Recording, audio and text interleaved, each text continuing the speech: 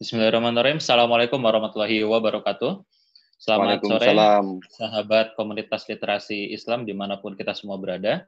Alhamdulillah, sekarang kita bisa melaksanakan kembali program rutinan kita, yaitu Ngobim, ngobrol ngabuburit online bareng intelektual Muslim.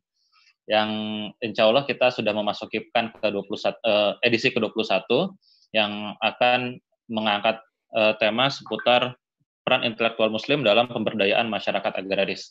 Dan sudah hadir di tengah-tengah kita, yaitu selaku narasumber, yaitu Bapak Dr. Rimun Wibowo, selaku Direktur dari Lembaga Pengembangan Masyarakat Ekuator, yang terletak di Sindang Barang, Bogor.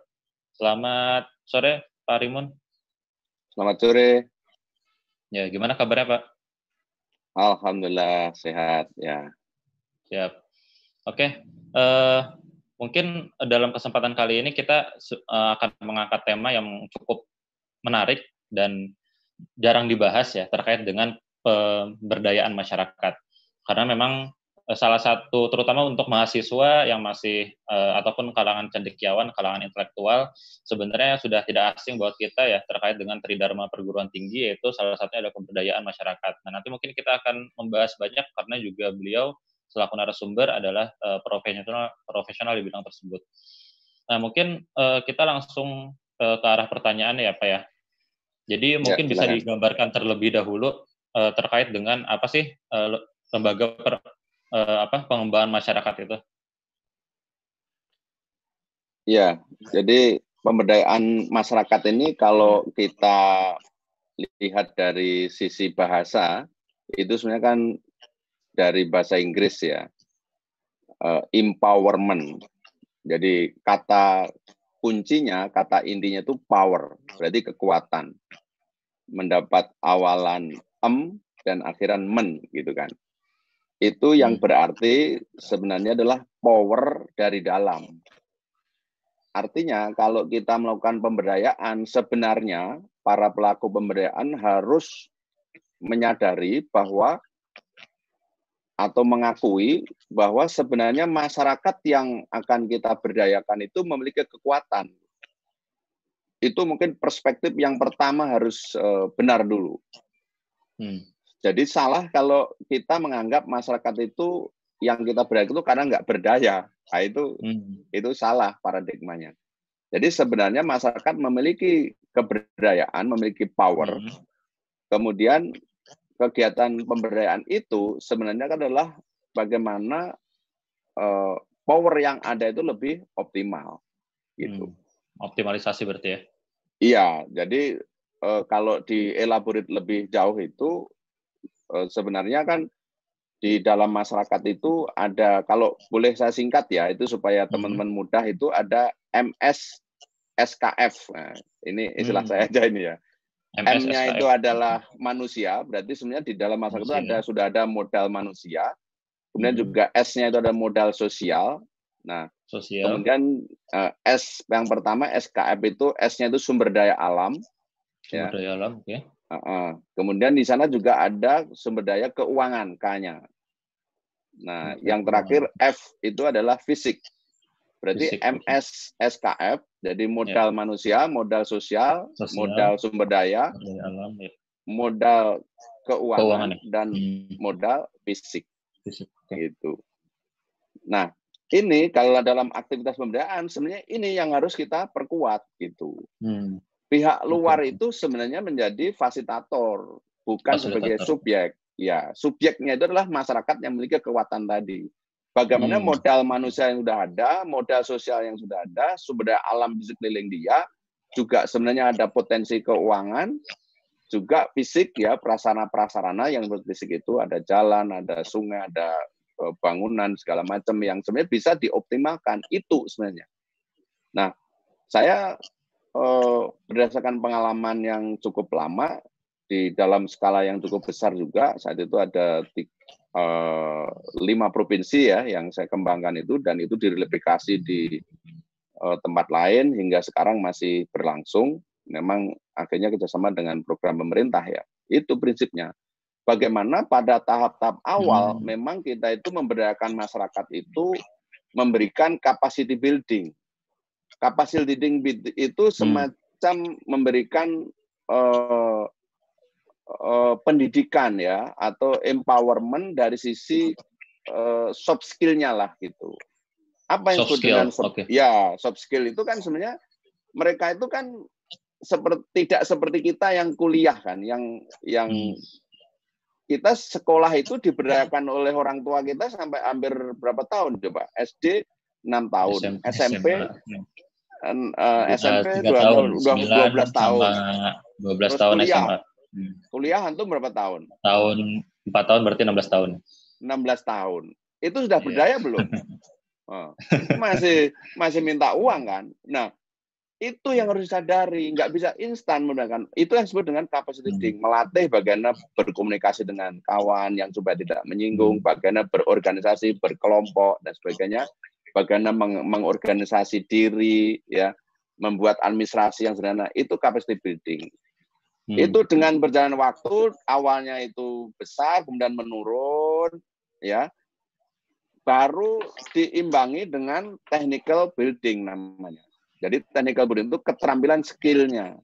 Skill itu adalah untuk mengoptimalkan sumber daya alam yang dimiliki, keuangan yang ada, infrastruktur yang dipunyai sesederhana pun, sehingga nanti akhirnya ketemu titik optimum, capacity building-nya menurun, ilmunya meningkat, terus nanti akhirnya memiliki gabungan antara capacity building dan technical building itulah untuk bisa mengolah sumber daya yang ada dipunyai tadi, baik itu kalau di pertanian itu ada kegiatan on farm, yaitu pertanian dalam arti luas, maupun off farm, berarti mengolah produk-produk dari hasil pasca panennya, maupun non farm. Non farm itu yang tidak ada kaitannya dengan lahan, misalnya perbengkelan, ya, menjahit dan sebagainya sebagai pelengkap, ya, termasuk aktivitas penjualan. Itu Mas, gambaran secara umum dari pemberdayaan itu. Nah, ada satu lagi yang sebentar, ada satu lagi yang penting. Nah, pemberdayaan ini sebenarnya idealnya tidak berdiri sendiri oleh pihak lembaga pemberdayaan kayak Ekuator gitu. Nggak bisa itu. Sebenarnya harus ada 3 pihak penting yang terlibat. Pemerintah, ya, masyarakatnya sendiri, kemudian lembaga intermediate. Jadi kayak LPM Ekuator, lembaga pengembangan masyarakat tadi, itu sebenarnya termasuk lembaga intermediate, termasuk mungkin konsultan, termasuk perguruan tinggi itu ya. Jadi 3 pihak ini yang harus memiliki peran penting untuk membedakan, ya gitu. Itu kira-kira gambaran secara umum pemberdayaan itu. Artinya ini nggak bisa satu proses ya, Pak ya? Artinya harus berkelanjutan. Oh iya, makanya nggak bisa pemberdayaan kok hanya 6 bulan. Atau hanya 3 bulan. Atau mungkin bahkan hanya 40 hari kalau KKN itu. Nah, kalau bicara KKN tuh berarti gimana tuh? Apakah memang termasuk salah satu pemberdayaan masyarakat? Atau bagaimana Bapak melihat fenomena KKN di mahasiswa? Ya, bisa juga. Tapi memang harus dirancang dengan lebih baik kalau pengen KKN ini memang betul-betul berkontribusi nyata pemberdayaan untuk pemberdayaan masyarakat. Artinya selama ini belum optimal atau bagaimana, Pak? Yang dari Bapak lihat? Kalau untuk pemberdayaan masyarakat agraris ya konteksnya ya, memang kampus-kampus yang berlatar belakang pertanian ya, seperti IPB ataupun kampus-kampus lain yang memiliki background pertanian, ya sebenarnya sudah mengarah ke sana lah, tapi memang perlu perbaikan di sana-sini. Artinya misalnya begini, kalau saya boleh usul itu, KKN itu hendaknya dirancang secara terpadu. Jadi ada roadmap-nya gitulah. Kalau misalnya suatu kampus punya desa mitra KKN itu mana, dibikin roadmap. Tahun pertama mungkin berapa periode ya. Katakanlah sekarang kan KKN-nya lebih singkat ya.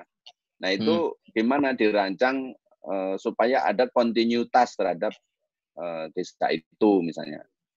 Loh, ini kan desa Indonesia banyak. Ini ya, iya mungkin adalah sebagian yang mungkin agak ada semacam fokus gitu. Nah, bagaimana untuk ya, teman-teman yang non pertanian? Ya sebenarnya bisa juga tetap mensupport.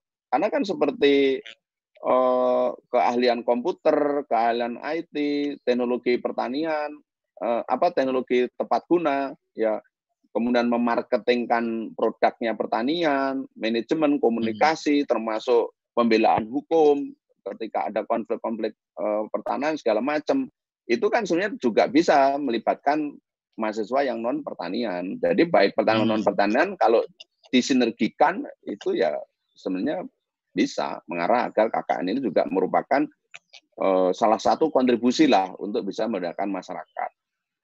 Gitu. Oke. Kalau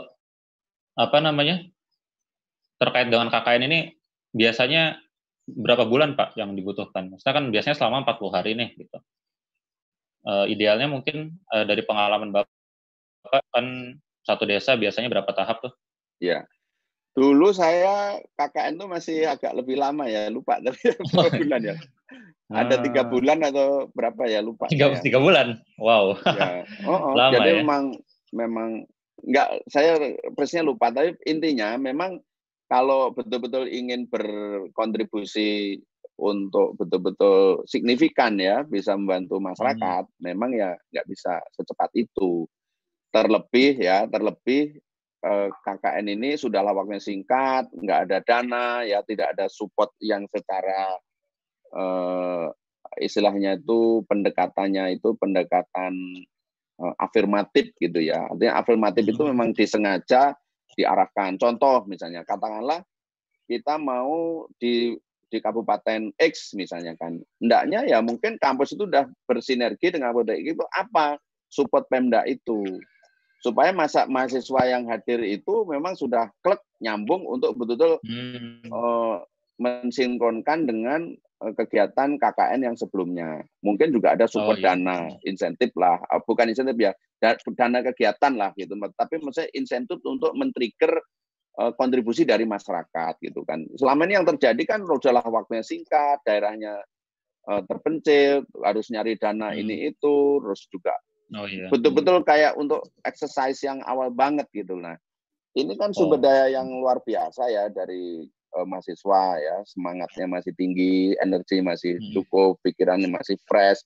Nah, kalau itu dirancang bisa lebih terpadu gitu kan, kira-kira kampus itu bisa menggalang dengan KL ya terkait, kementerian terkait ya, kementerian lembaga terkait, entah dari KLHK, kalau yang kehutanan dengan Kementerian Pertanian, Kementerian Desa, kemudian ya sekarang PMD di bawah Kementerian Desa ya. Tapi maksud saya bisa dirancang untuk lebih terpadu gitu. Kalau dari pengalaman Ekuator sendiri untuk satu desa biasanya butuh berapa bulan ya Pak? Bukan bulan Mas. Bukan tahun. Mas. Makanya yang saya bilang waktu yang berkelanjutan itu bukan dalam koridor bulan, tahun.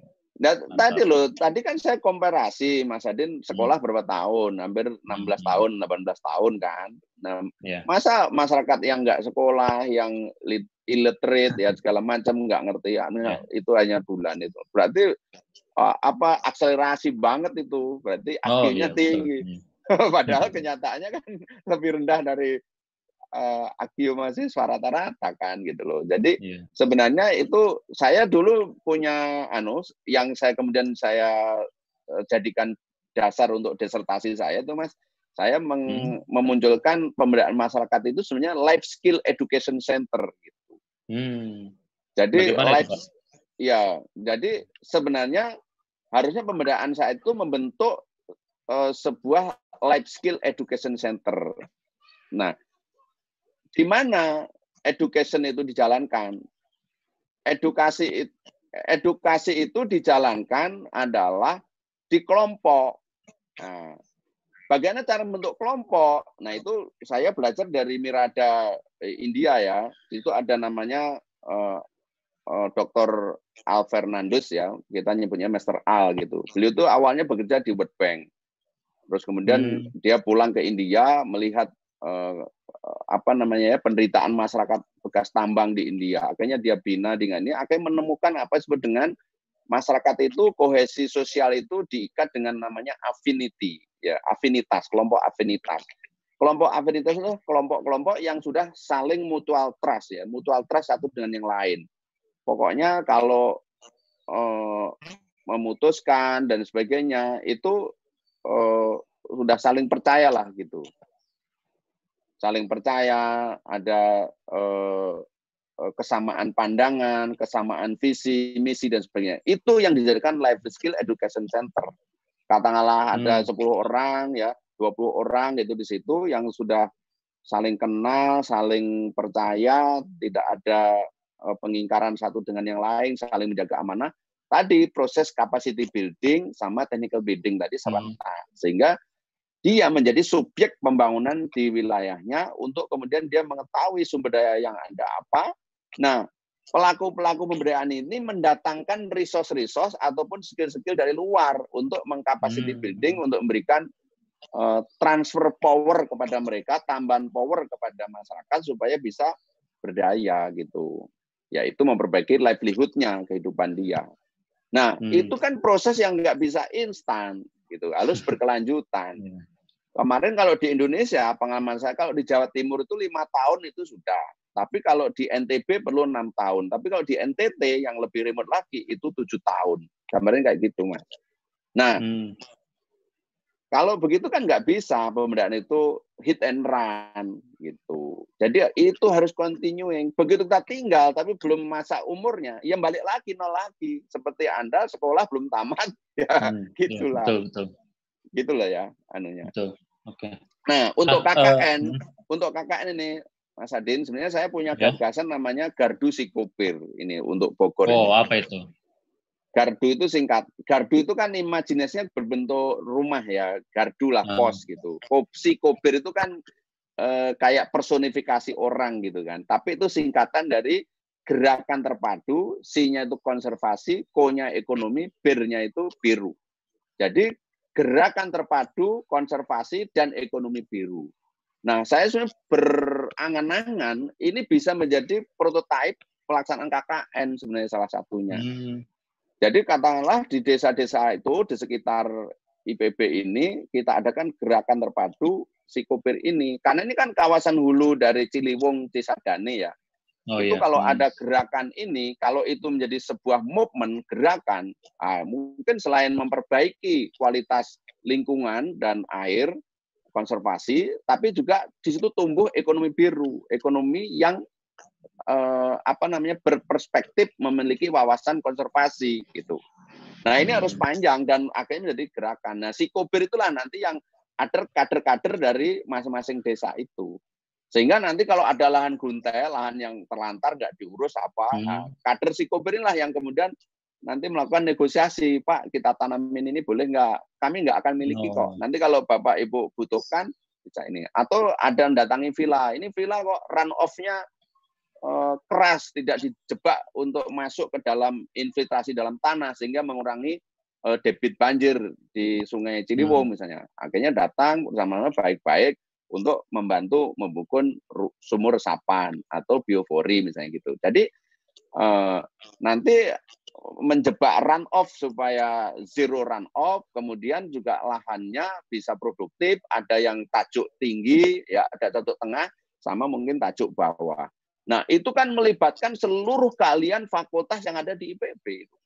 Bisa terpadu gitu. Kalau KKN itu bisa di ini.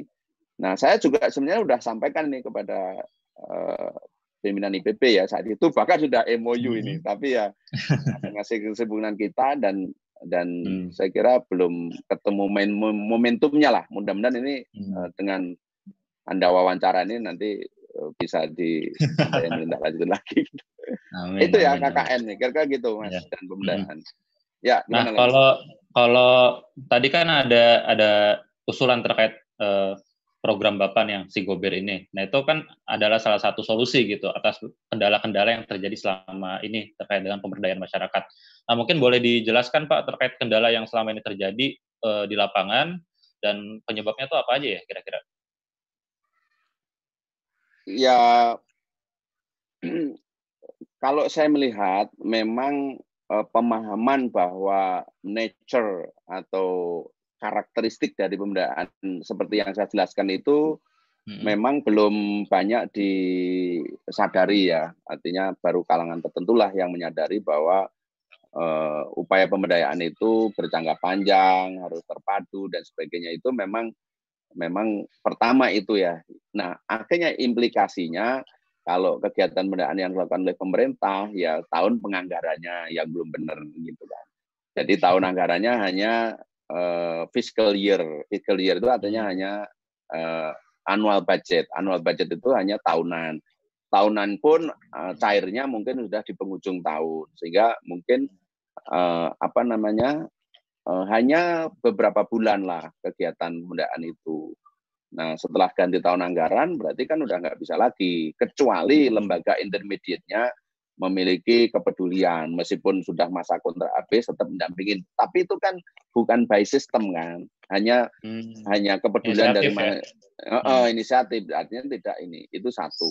Kemudian yang kedua, kadang-kadang kebijakan kita ini juga belum maksudnya kebijakan pemerintah ini kan juga di sisi lain kontradiksi ya. Contoh misalnya kita sudah berhasil memberdayakan masyarakat untuk beternak misalnya kan. Nah, ternyata impor dibuka gitu kan.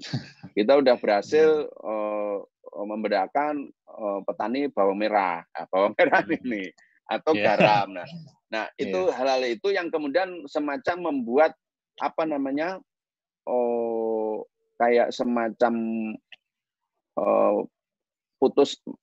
mungkin putus asa enggak ya, kayak semacam mematahkan semangat lah. Loh gimana? Akhirnya kan produknya itu akhirnya kan ketika produk panen raya menjadi oversupply, tidak terserap pasar. Itu juga menjadi mematahkan semangat lah ya. Kemudian kalau untuk di daerah-daerah yang remote, ini juga ada kendala tadi produk-produk dari pertanian ini juga belum bisa ditangani dengan baik pasca panennya.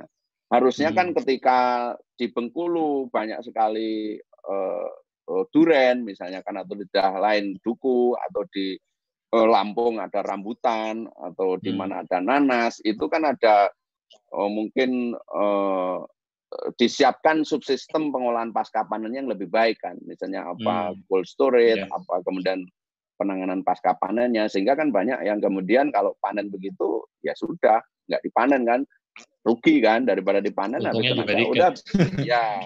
Ini hal-hal seperti ini yang kadang-kadang itu dari segi kekecewaan dari petani, sehingga kita itu juga kurang bisa terus melejit continue gitu kan. Jadi aspek marketingnya ini kemudian. Nah, kemudian juga dari finansial ya, dukungan finansial memang sudah ada skema-skema ya dari pemerintah itu. Tapi itu kan juga ternyata tidak semua masyarakat bisa mengakses ya, meskipun budget yang disediakan cukup banyak, ada KUR, ada macam-macam. Nah, kemudian juga ada skema-skema yang harusnya ada juga sebagian dari masyarakat yang menghendaki skema-skema syariah yang kadang-kadang ini juga belum diperoleh dengan mudah ya gitu ya. Itu beberapa kendala yang saya lihat ya. Tapi memang yang paling fundamental tadi di fiscal year ini memang bisa multi jamak ya, tahun jamak itu multi year, jadi lambung gitu. Tapi biasanya itu kalau disupport oleh donor ya. Tapi ada yang positif juga Mas. Jadi misalnya sekarang ini kesadaran bahwa masyarakat itu menjadi subjek, terus kemudian juga pendekatan partisipatif ya, itu sudah tumbuh. Karena dulu itu saya berjuang keras itu bagaimana memperkenalkan PRA, participatory rural appraisal. terus pendekatan kelompok dan sebagainya. Itu sudah banyaklah program-program seperti itu, tapi memang yang disupport oleh donor ya. Tapi kalau pakai annual budget, pakai APBN atau Pemda APBD pemerintah, memang ini masih kurang. Nah, tapi kalangan swasta itu juga sudah banyak melakukan langkah-langkah itu karena adanya kewajiban dari undang-undang ya yang wajib melaksanakan CSR. Nah itu terus juga ada reward. Nah jadi itu hal yang positif selain yang tadi kendala dan negatif ya. Itu juga tidak kita pungkiri memang ada. Oke. Nah kalau tadi tuh dipaparkan kayaknya nih dari pemerintah sendiri mungkin belum menjadikan hal ini sebagai skala prioritas nih Pak. Kira-kira emang sebenarnya lembaga pemberdayaan masyarakat ini sebenarnya penting nggak sih gitu? Andai kata penting tuh kenapa ya kira-kira hal ini tuh menjadi penting?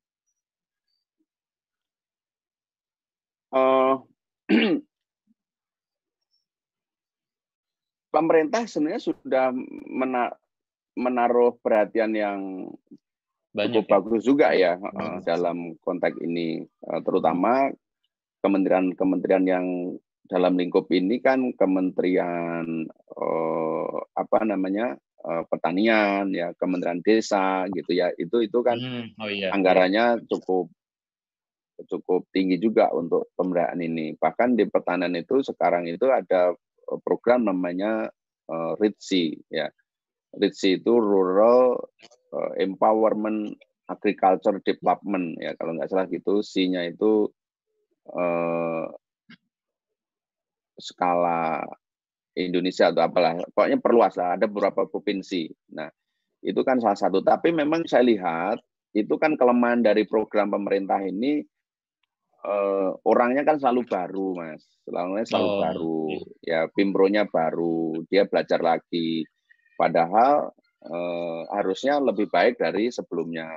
Nah, pejabatnya juga baru, punya perspektif baru, punya pendapat baru lagi. Nah, itu salah satu kendala-kendala. Akhirnya itu berpengaruh terhadap kinerja pihak-pihak selanjutnya, ya, kinerja konsultannya sampai kepada masyarakat yang akhirnya menjadi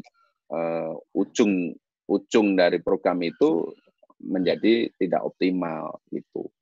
Itu saya lihat memang kunci banget itu manajemen proyek itu. Kadang-kadang saya ya rada gergeten gitu kan, seperti mengulang kesalahan yang berulang gitu. Oh iya. Tapi ini sebenarnya memang nggak ada komunikasi lebih lanjut atau bagaimana nih Pak? Kayaknya negara lain kayaknya lancar-lancar aja gitu kita ngelihatnya gitu, bagus-bagus aja. Tapi kenapa kayaknya kok di negara sendiri ada miskomunikasi yang besar? Ya, itu kan memang tadi masalahnya kan sistem kita ini kan selalu berubah, ini yang repot kan. Biasa kan kalau ganti gerbong politik kan juga ganti pasukan kan. Itu kan. Nah, akhirnya kan juga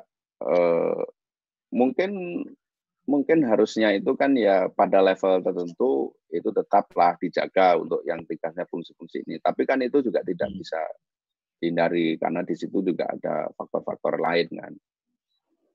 Faktor lain yang mengharuskan adanya perubahan-perubahan itu. Nah, perubahan-perubahan inilah akhirnya akumulasi pengalaman, knowledge manajemennya menjadi tidak berfungsi dengan baik itu. Oke. Kalau kontribusi pemberdayaan masyarakat terhadap PDB kira-kira bagaimana ya Pak? Kontribusinya ya. Nah, kalau kita lihat secara umum dulu ya, kan ini saya ada data yang BPS 2017 ya. Okay. Penduduk bekerja di Indonesia itu sebanyak 124,54 juta orang. Jadi bukan penduduk ya, tapi ini penduduk yang produktif yang bekerja gitu ya. Yang produktif yang bekerja, oke. Ya, itu 124,54 juta ya. Jadi 124,54 juta data 2017 ini, mohon maaf agak lambat datanya. Nah, 31%-nya, ya 31,86% persisnya itu, penduduk kerja Indonesia itu ada di sektor pertanian. Itu dari segi komposisinya. Nah, dari 31,86% penduduk kerja Indonesia di sektor pertanian ini, kalau dilihat sumbangsihnya terhadap PDB itu, sektor pertanian itu mampu menghasilkan dalam durasi 2013 hingga 2018 itu ada tambahan nilai PDB sektor pertanian itu sebesar 1.375 triliun. 5 tahun berarti itu ya?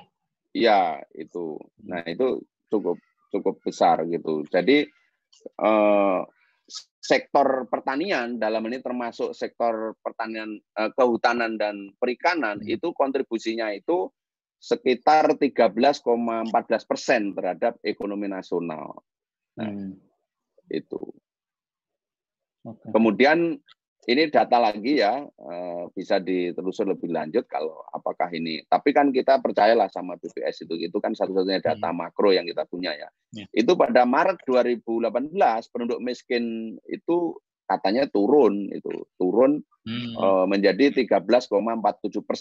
Jadi hanya sekitar 15,81 juta jiwa. Tapi kan penduduk miskin itu kan memang itu data itu kan begitu digeser sedikit mungkin bisa melonjak gitu Mas. Karena kan garis kan. Standarnya ya. Garis rentan miskin segala macam ya. Ya, itu. Nah, tapi ini sebagai gambaran makro loh. Artinya apa? Gambaran ini menunjukkan sebenarnya memang ya pemberdayaan masyarakat ini, upaya-upaya ini di pedesaan ini secara nasional itu memang berkontribusi berkontribusi lumayan signifikan gitu sektor pertanian ini. Karena memang biasanya kalau kita ngomongin pemberdayaan itu mayoritas ya pemberdayaan sektor pedesaan. Yeah. Kalau di perkotaan kan nanti UMKM ya, itu sekitar. Itu juga cukup besar juga datanya itu. Ya. Artinya menyerap tenaga kerja yang lumayan besar juga sektor UMKM itu. Ya. Gimana?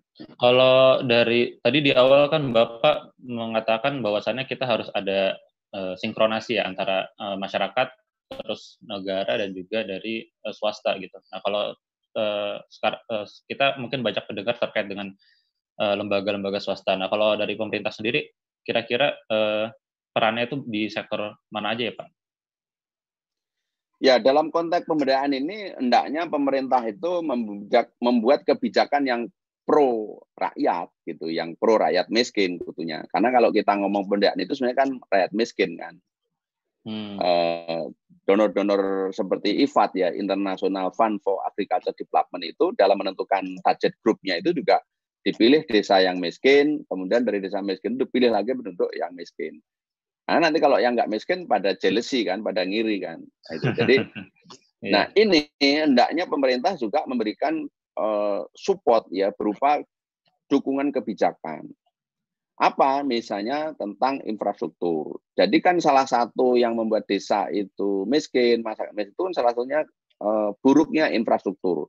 Jadi akses ke lahan-lahan pertanian ataupun lahan menuju ke pasar.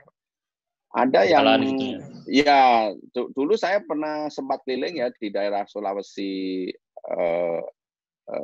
Utara ya, Halmahera itu mana ya? Sulawesi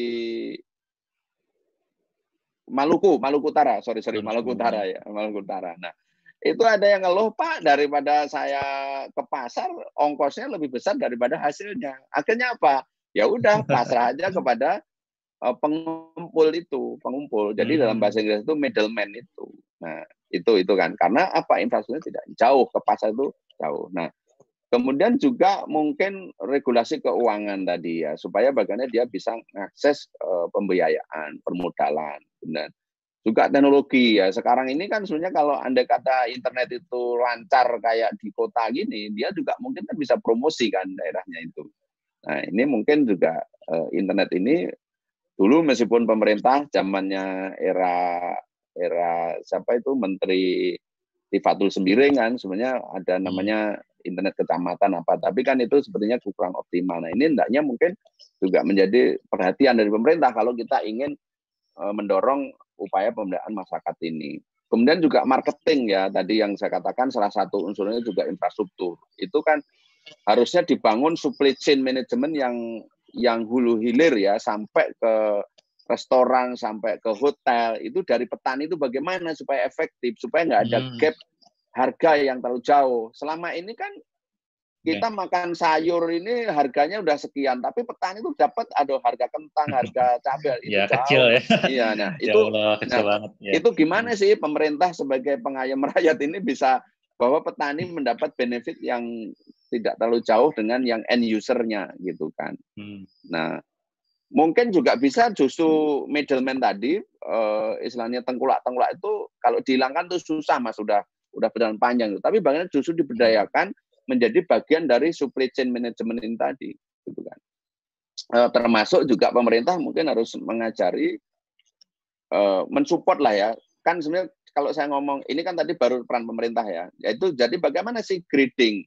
Kenapa produk-produk luar negeri itu membanjiri kita? Dia tuh sudah gradingnya udah bagus gitu kan. Jadi ini yang harga murah, ini yang harga bagus, yang ada premium. Jadi produk petani udah langsung ada gradingnya, jadi seragam kelihatannya. Itu ada proses di-grade. Kemudian juga penanganan pasca panen. Ini bagaimana? Apakah pemerintah ada sih udah ada upaya-upaya itu, tapi mungkin ini perlu ditingkatkan gitu ya. Jadi teknologi pasca panen itu bagaimana supaya pengeringan gabah supaya kemudian tidak busuk, kemudian terutama tanaman hortikultura itu yang sangat rentan busuk ya. Itu kalau tidak segera terserap pasar. Nah, ini kan harusnya ada penanganan pasca panen. Nah, hal-hal ini yang harusnya menjadi perhatian pemerintah yang serius, bagaimana sistematis, tidak hit and run, tapi terus dievaluasi, semacam di checklist gitu, tahunan itu, ini udah belum, kalau belum anggarkan lagi, kalau apa kena terus, gitu. Itu harusnya pemerintah seperti itu. Boleh lanjut swasta? Ya, kalau hubungannya dengan lembaga swasta bagaimana, Pak? Nah, kalau swasta itu sebenarnya kan juga swasta ini kan juga punya peran yang penting ya di dalam proses pemberdayaan masyarakat ini. Selain juga karena keberadaan dia juga berada di tengah-tengah masyarakat kan biasanya itu pabrik-pabrik ataupun apa itu kan masyarakat. Nah, sebenarnya ide CSR itu sekarang udah berkembang pesat lah berbagai macam pendekatan sebagainya. Bahkan sudah ada semacam apresiasi yang melakukan CSR yang bagus gitu kan. Nah, ini juga memiliki peran yang sangat penting. Jadi sebenarnya kan mereka itu butuh dukungan masyarakat juga keberadaan pabriknya itu, keberadaan eksistensi perusahaan itu. Maka juga harus menganggap masyarakat sekitar atau masyarakat secara umum itu kan mitra gitu kan. Dirangkul, jangan dipukul. Kalau ganggu itu jadi dirangkul, dipukul gitu kan. Nah, jadi apa? Jadi masyarakat itu hendaknya menjadi partner itu daripada bikin pagar mati berupa tembok kokoh apa itu tetap kalau masyarakat lapar bisa dirubuhin itu, gitu kan. Tapi kalau masyarakat kenyang, masyarakat bersama-sama maju, ya itu menjadi pagar hidup yang justru menjaga gitu. Kira-kira prinsip dasar itu begitu. Harus tumbuh kesadaran bahwa masyarakat itu adalah partner keberadaan eksistensi dirinya, dia juga harus mendapat benefit yang proporsional, maju bersama. Sekarang sudah agak mending Mas, tapi kalau dulu itu ada daerah minyak gitu ya, begitu masuk itu udah kayak metropolitan, tapi begitu keluar kumuh sekali. Nah, padahal sumber daya disedot di situ. Nah, demikian juga perkebunan. Nah, ini harusnya punya ya artinya ini kan kurang proporsional. Dia berada di tengah-tengah kehidupan masyarakat, tapi masyarakat menjadi sangat paradoks sekali gitu kan. Nah, oleh karena itu sekarang sudah kebijakan sudah didorong Mas dengan wajib adanya CSR, terus kemudian siapa melakukan CSR juga diberikan apresiasi dan sebagainya. Ada, tapi ini maksud saya perlu terus ditingkatkan gitu kan. Karena keberadaan dia itu tidak terlepas dari dukungan dari masyarakat. Nah, kemudian saya lanjut, Mas, ada pihak yang ketiga yang berperan penting dalam pemberdayaan ini yang saya singgung di awal tadi adalah lembaga-lembaga intermediate. Siapa? Ya NGO, ya kayak LPM Ekuator ini, kemudian juga konsultan sekarang itu. Kemudian konsultan juga udah banyak yang bergerak di pemberdayaan karena kalau ada tender sekarang nggak boleh NGO itu kalau pakai dana pemerintah, harus pakai konsultan. Maka muncullah konsultan-konsultan pemberdayaan, termasuk universitas. Ini saya menempatkan sebagai lembaga intermediate. Jadi dia adalah sebagai fasilitator, motivator, advokator, edukator, ya bahkan mungkin bisa bentuk inkubator untuk sebagian semacam inkubasi gitu, inkubasi. Inkubasi itu semacam ya melahirkan para wira swastawan, para entrepreneur pemula gitu kan, dengan melink matchkan dengan sumber daya yang dimiliki tadi ya, sumber daya alam, keuangan, fisik ya, sosial dan sebagainya tadi. Nah, itu lembaga ini itu intinya bagaimana memberikan transfer knowledge ya kepada masyarakat, keterampilan, juga bantuan pemasaran, finansial secara pengelolaan usahanya. Itu kira-kira gambaran dari tiga pihak dalam upaya pemberdayaan masyarakat ini. Oke, kalau upaya selama ini yang sudah dilakukan nih Pak, gambaran besarnya untuk menyelesaikan permasalahan-permasalahan tersebut, mungkin bisa dijelaskan Pak? Ya, kalau untuk pemerintah juga saya mengapresiasi ya, sekarang itu sudah tumbuh kesadaran yang luar biasa bahwa pentingnya partisipatori, ya pendekatan partisipatif. Terus dulu mendengar nomenklatur atau istilah pendampingan, itu aja apa pendampingan? Pada terbelalak gitu. Dulu tahun 95, 98, 97, sampai tahun 2000 itu istilah pendampingan itu masih dianggap aneh gitu bagi mereka. Tapi sekarang ini sudah apa familiar ya, familiar dan well done ya, jadi sudah bagus untuk tindakan bahwa semua bahkan sudah ngerti lah bahwa ini program ini harus ada pendampingan. Nah, kemudian yang kedua juga pemerintah sudah ada upaya-upaya melakukan kegiatan pemberdayaan itu dalam tahun jamak. Ini juga perlu kita apresiasi. Juga dukungan finansial yang tadi saya cerita ya, dengan skema-skema pembiayaan, mengalokasikan, meskipun pada implementasinya masih banyak kendala. Juga dukungan kelembagaan ya untuk memproses menjadi koperasi. Jadi kan tadi saya katakan Life Skill Education Center kelompok tadi itu nanti kalau sudah kelompok advance dia supaya punya bergening hukum, mengikat kerjasama kontraktual, marketing, penyediaan supplier dan sebagainya kan harus berbadan hukum. Nah, badan hukumnya itu yang tepat kan koperasi. Nah, ini perhatian terhadap ini juga saya kira pemerintah sudah cukup bagus. Kalau marketing saya lihat juga sudah ada event-event ya, pertemuan-pertemuan produk unggulan apa ya. Meskipun mungkin perlu ditingkatkan lah agar lebih membumi. Kadang-kadang kan itu masih semacam menjadi eventnya level elit gitu kan.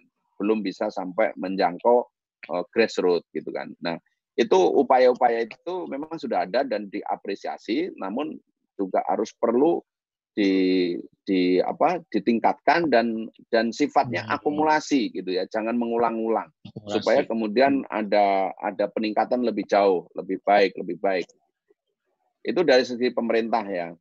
Kalau dari segi swasta tadi saya katakan juga sudah ada kewajiban Undang-Undang nomor 2 ya CSR nomor 40 itu, Undang-Undang 40 tahun 2017 atau berapa saya nggak hafal. Nah, itu adanya CSR itu, kemudian juga pemerintah memberikan insentif atau apa istilahnya ya insentif terhadap perusahaan-perusahaan yang CSR-nya bagus. Itu juga dengan award, terus produknya diterima oleh pasar, sebagainya itu juga saya kira hal yang positif ya dalam konteks pemberdayaan masyarakat ini. Nah, untuk lembaga intermediate ini sekarang ini Mas, jadi posisinya itu pendamping itu kan namanya pendamping, surveyor itu kan pekerjaan sambilan ya. Kalau ada proyek baru jadi pendamping, jadi surveyor gitu kan. Nah, tapi sekarang ini udah bagus, jadi lembaga-lembaga ini juga sudah ada namanya SKKNI. Jadi seorang pendamping itu yang profesional itu sudah memiliki standar kompetensi kerja nasional yang disahkan oleh BNSP, ya Badan Standar Nasional Indonesia gitu. Jadi Misalnya Mas Adin mau jadi pendamping, ditanya sudah punya SKKN, artinya setidaknya kalau toh kualitas SKKN-nya itu mungkin kualitasnya berbeda, tapi setidaknya sudah mengenal lah bahwa di situ ada prosedur training dan sebagainya, jadi tidak nol banget gitu. Nah, standar kualitasnya ada ya? Ya, kalau dulu kan saya merekrut pendamping itu kadang-kadang yang penting ada. Kadang-kadang kan, karena apalagi di daerah, yang penting bisa bahasa lokal, tapi akhirnya kita training juga sih. Tapi sekarang untuk level konsultan itu wajib memiliki SKKNI untuk pendamping. Nah, ini saya kira usaha-usaha yang sudah dilakukan selama ini, dan saya kira itu mensupport ya, mendukung, mengarah kepada yang positif terhadap pemberdayaan masyarakat dari sini. Oke. Kalau dari sisi lingkup mahasiswa nih Pak, kan di universitas ada Tridharma Perguruan Tinggi nih. Terus kemudian salah satunya adalah pengabdian masyarakat. Nah, selama ini dengan program KKN ini atau program-program lain yang berhubungan dengan pengabdian masyarakat di lingkup mahasiswa sebenarnya udah tepat belum sih? Kalau saya melihat memang sangat sangat beragam ya, tipikal. Beragam. Ya, bagi yang mahasiswanya serius, ya, itu memang itu bisa disebut betul-betul signifikan menjadi bagian dari Tridharma Perguruan Tinggi yang diharapkan gitu kan. Nah, tadi saran saya memang harusnya program ini memang betul-betul dirancang secara terpadu menjadi bagian berkelanjutan supaya tidak mengulang-ulang, ataupun waktu yang sangat pendek sekarang malah hanya 40 hari itu hanya sibuk untuk konsolidasi, mencari dana sebagainya, akhirnya baru di penghujung akhirnya masyarakat hanya kebagian sedikit waktu, ujungnya yang program nyata langsung bersinggungan gitu kan. Harusnya kan dari awal sudah dibekali metode bagaimana melakukan SWOT ya, bagaimana ini, jadi sudah time schedule-nya itu sudah langsung efektif menyinggung masyarakat, dan mungkin juga ada dukungan dari kementerian terkait ya, kampus-kampus sudah menjalin MOU dengan kementerian terkait yang bisa mensupport, kemudian juga dari Pemda gitu kan. Ya memang serba terbatas semua ya, tapi kalau di istilahnya itu dikondisikan itu kok saya yakin bisa gitu kan. Karena ini kan sumber daya manusia yang dalam tanda kutip volunteer ya. Volunteer itu berarti kan hanya biaya operasional langsung, apalagi KKN ya. Itu kan masyarakat mahasiswa nggak mikir gaji lah. Yang penting bisa aktivitas saja itu udah. Nah, ini harusnya kan, mohon maaf, tenaga murah gitu kan. SDM yang sangat murah gitu kan. Yang sifatnya mutual giving ya, saling memberi gitu kan, mutual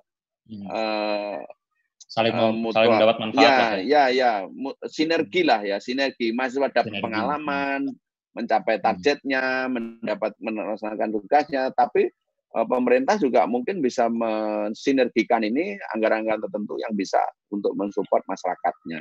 Nah, tentu masyarakat juga akan senang mendapat ini gitu kan, dan jangan ngulang-ulang tadi kan. Jadi ada roadmap dari kampus, ada roadmap nanti gini yang tadi saya katakan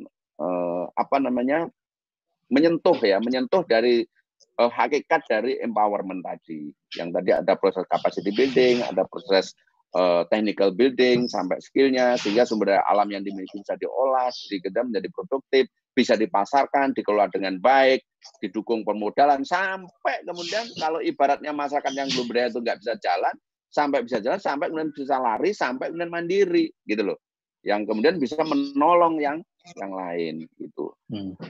Nah, tapi memang kalau ini tidak dikelola dengan baik, maka tentu konsekuensinya ya hanya seperti menggugur kewajiban. Oh, yang penting udah KKN beres. Nah, ini yang sebenarnya tidak kita inginkan gitu kan. Tapi overall saya melihat memang ya, terlepas yang serius, yang kewajiban itu pengalaman yang sangat berharga lah. Studi lapangan, KKN itu bagi mahasiswa sesuatu banget lah, terutama bagi mereka yang sama sekali tidak pernah ada kesempatan terjun langsung di masyarakat. Nah, kalau terkait dengan gini Pak, kita mungkin ada satu anekdot ya buat mahasiswa yang terutama yang terjun ke bidang pertanian nih. setelah kuliah, lalu kemudian kayaknya kok nggak banyak nih yang terjun di dunia pertanian gitu. Tuh Bapak kalau ngelihat fenomena ini gimana nih Pak? Ya memang kan di kampus itu realitanya kan memang kita lebih kepada belajar berpikir logis ya, berpikir logis, sistematis, sebagainya kan. Nah, di dalam persaingan dunia kerja, akhirnya kan mungkin yang merekrut itu kan melihat itu gitu kan. Oh, contoh aja guru ya, guru nih, mohon maaf saya contohkan guru. Guru aja, saya ini ngelola sekolah, saya kalau dari IPB yang lamar, wah logikanya bagus. Oh, saya yakin metode itu bisa diimprove sambil jalan gitu kan, dibanding dari kampus lain kan. Jadi kan justru pertanian nantinya menjadi guru gitu kan. Atau mungkin perbankan yang kita kenal ya, IPB juga sangat terkenal menjadi Institut Perbankan Bogor gitu kan. Karena tadi orang itu melihat ketelitian, kerja cepat, fokus, kemudian problem solvingnya, nah itu bagus. Makanya menang yang dari pertanian lagi. Di wartawan, dunia menulis, kita dilatih.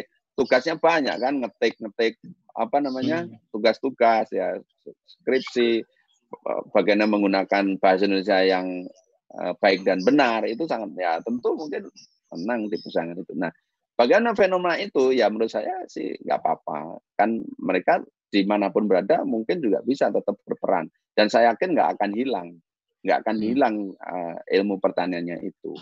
Kalau dia sudah kayak saya, rumah saya ini kan juga bukan rumah di desa, tapi kalau Mas Adin ke sini mau nyari jeruk ada, daun salam ada, singkong ada, pisang ada, tebu ada, semua itu mungkin juga karena terbawa. Meskipun dunia yang saya geluti sekarang ini tidak dunia pertanian secara langsung ya gitu ya.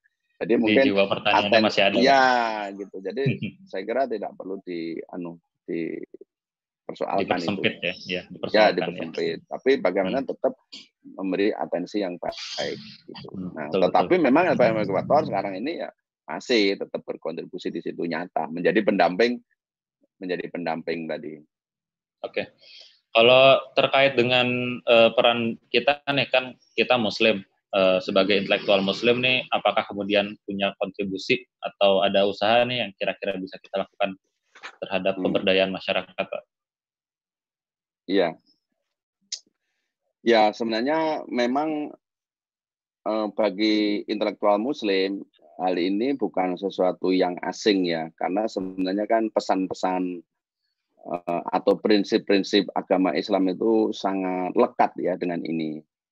Misalnya ada hadis dari Abu Hurairah radhiyallahu anhu bahwa Nabi Shallallahu Alaihi Wasallam pernah bersabda, man naqasa an mu'minin kurbatan, ya, barang siapa yang menyelesaikan kesulitan seorang mukmin ya, itu min kurobatid dunya, dari kesulitan yang ada di dunia, itu naqasallahu anhu kurbatan min kurobatin yaumil qiyamah.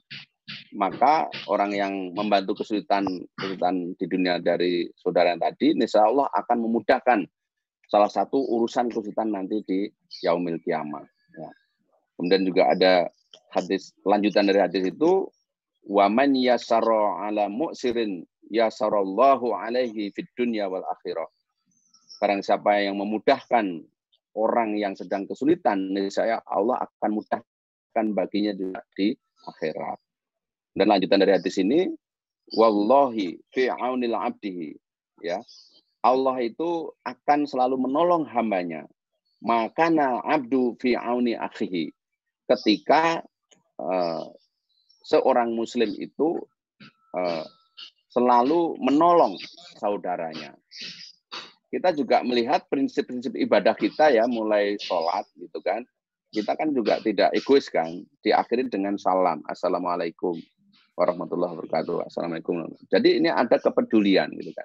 Zakat apalagi ya, untuk zakat fitrah kepada fakir miskin, zakat mal, ada 8 asnaf itu yang intinya pihak-pihak yang perlu dibantu, perlu diberdayakan. Puasa juga kita memberikan kepedulian sosial kan. Ada kalau qadha harus memberi makan pada miskin, kita dianjurkan memberikan buka kepada orang yang membutuhkan, pahalanya sama dengan pahala ini. Kalau kita bicara haji ya, haji itu ada haji tamattu, ada haji qiron, ada haji ifrad. Haji tamattu itu haji yang kena dam ya, kena dam karena tamattu itu dari kata-kata bersenang-senang kan, menikmati, karena habis umroh dilepas terus nanti baru haji lagi, pada menjelang waktu haji baru pakai ihram lagi. Jadi ketika nggak pakai ihram itu boleh memakai wangi-wangian, boleh pakai sampo, pokoknya hal yang dilarang ketika memakai ihram itu tidak dibolehkan, tetapi wajib membawa dam. Nah, dam ini itu untuk fakir miskin juga, gitu kan. Ketika juga ada pelanggaran-pelanggaran selama haji, dia juga ada denda, ada sekian beras, itu juga untuk fakir miskin. Kemudian juga ada seruan perhatikan kerabat yang terdekat, ya, membantu yang lemah. Jadi ini memang secara filosofis intelektual Muslim ini kental banget dengan pesan-pesan pemberdayaan. Gitu. Jadi kalau dikaitkan dengan perannya, sebenarnya memang intelektual Muslim memiliki ladang amal yang sangat luas sekali untuk bidang ini.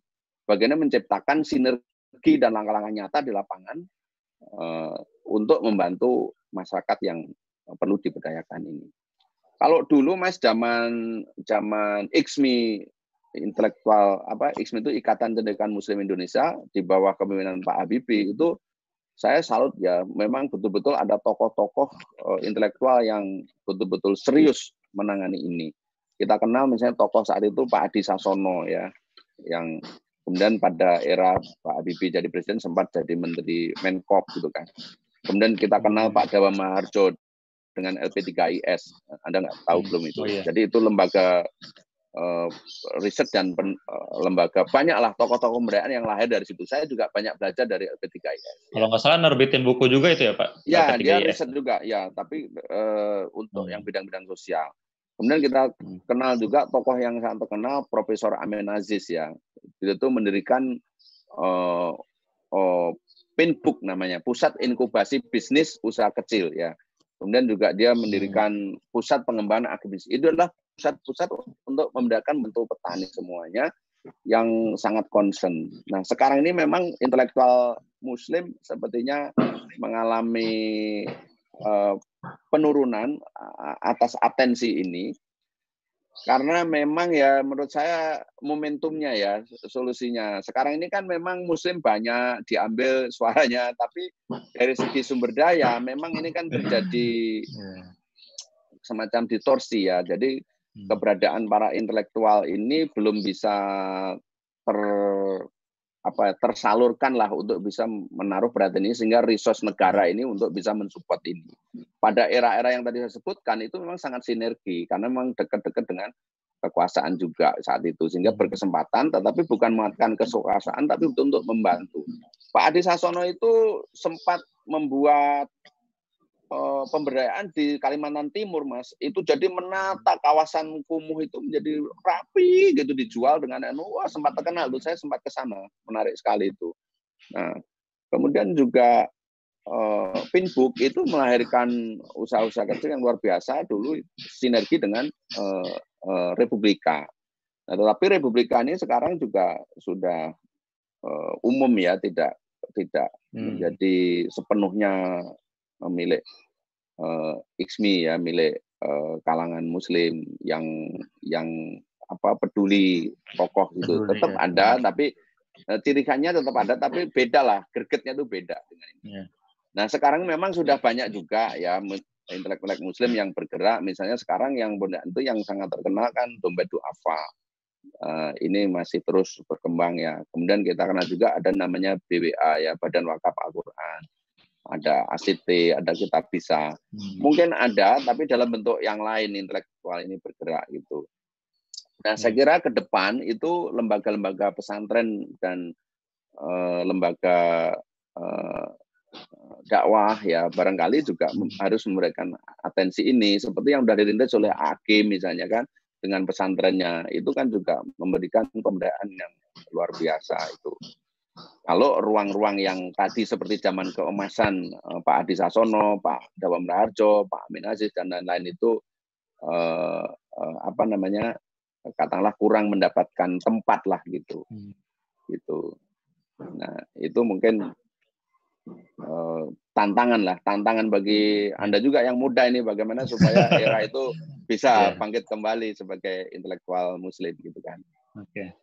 Saya yang pada usia-usia yang harusnya bisa begitu juga masih merasa belum banyak bisa berperan ya, karena ya tadi harus ada sinergi ya, tidak bisa momentum, kesempatan, sumber daya itu memang harus terintegrasi baru bisa melakukan gerakan-gerakan yang nyata untuk masyarakat tadi. Tapi kita tetap bergerak tanpa harus menunggu kesempatan itu, gitu saja. Ya. Ya, artinya kalau untuk idealnya memang sinerginya itu dibutuhkan ya Pak ya? Iya, iya. Sangat penting banget itu. Nah, mungkin seperti ide saya gaduh psikopir itu saya nggak bisa. Pokoknya punya ide, tapi kan resource saya terbatas kan. Resource saya terbatas. Tapi kalau itu bisa direspon oleh berbagai kalangan, wah itu saya membayangkan luar biasa, itu menjadi sebuah gerakan. Jadi bukan hanya proyek, tapi gerakan. Kalau gerakan itu kan embedded ya, nyantol dan menjadi terpaku berdiri kokoh di masyarakat gitu kan. Gitu. Nah, itu kan perlu sinergi juga gitu. Oke. Nah, mungkin ini Pak, sebelum kita menginjak segmen terakhir nanti dari Bapak, mungkin ada closing statement atau ada hal-hal penting lain yang akan disampaikan barangkali. Ya, yang pertama untuk prinsip pemberdayaan ya. Jadi prinsip pemberdayaan ini penting, masyarakat yang kita berdayakan bukan objek tapi adalah subjek. Subjek yang memiliki kekuatan, yang memiliki sumber daya lain yang sebenarnya mungkin belum disadari, belum diketahui. Nah, tugas lembaga pemberdayaan atau pihak-pihak yang memberdayakan masyarakat adalah sebenarnya memberikan fasilitasi, memberikan advokasi, memberikan trigger ya, kemudian mentransform sumber daya ataupun teknologi ataupun skill kepada masyarakat supaya mereka berubah untuk menjadi berdaya. Nah, wadahnya kalau menurut saya tadi ya analogkanlah, pikirkanlah mereka itu orang yang memang tidak mengenyam bangku sekolah secara cukup, maka proses pemberdayaan itu seperti kita bayangkan ya seperti sekolah, tapi sekolah kehidupan. Makanya tadi saya sebut Life Skill Education Center. Jadi nggak bisa instan. Oh, pendampingannya 1 bulan, 2 bulan, 3 bulan, gitu kan. Kalau budgetnya hanya mencakup itu ya harus disambung, gitu kan. Nah, tetapi ketika sebelum nyambung itu gimana? Itu juga harus dipikirin supaya kemudian tidak turun grafiknya, tetap semangat dan akhirnya naik terus sampai kemudian dia bisa jalan dan lari setara dengan masyarakat yang lain yang sudah berdaya. Itu saya kira yang sangat penting. Kemudian yang kedua untuk KKN mahasiswa kalau dikaitkan dengan Tridharma Perguruan Tinggi, memang itu sangat penting ya mengintegrasikan dengan kementerian terkait, dengan Pemda terkait. Kemudian dari program KKN-nya itu juga harusnya dibuat roadmap gitu. Desa ini mau kita arahkan kemana sih? Untuk tahun ini berarti fokusnya apa? Nah, berarti mahasiswa harus dibekali apa sebelum ke lapangan gitu supaya ketika di lapangan bisa lebih optimal perannya menjadi bagian dari upaya pemberdayaan maupun upaya dari menjalankan Tridharma Perguruan Tinggi.